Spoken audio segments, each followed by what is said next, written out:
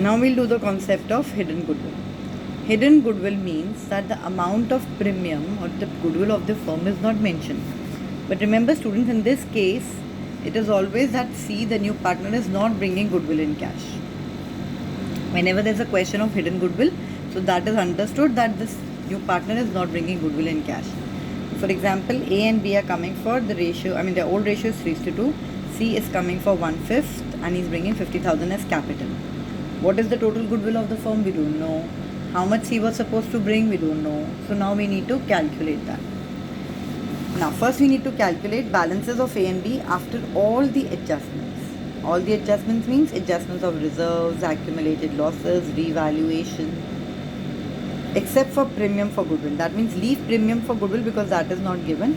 Usko chhod ke we are going to do all the adjustments. That is known as the balance CD of A and B. Now once we have done it, we calculate A's capital was 80,000 after the adjustment and B's capital was 70,000. C is coming for 1/5 of total capital. He's coming for 1/5 ratio. That means the capital which he's bringing is 1/5 of the total capital and he's bringing 50,000. So when 5 will come over here, it will go on the other side, it will be multiplied. So the total capital will be 2,50,000. So the total capital is 2,50,000. But then what is the actual capital? Actual capital of A is 80, of B is 70, of C is 50. So 80 and 70 has come without the treatment of premium for goodwill. So this makes it 2 lakh. So the difference between 2,50,000, this should have been the total capital and this is the total capital right now, the actual capital. So the difference is 50,000 is the goodwill of the firm. So how much C is going to bring? C is going to bring 1/5 of the goodwill of the firm. That means he is going to bring 10,000.